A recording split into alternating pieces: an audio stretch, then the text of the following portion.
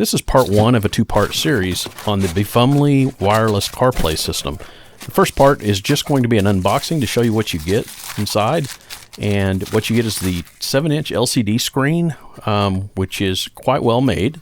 It feels very substantial, and the screen quality is actually very good. Inside, you'll also find the charger and power. This is basically a power adapter, and it also has a charger port for a USB-A as well.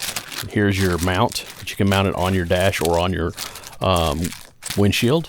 And there is a manual to kind of tell you how to get started with it.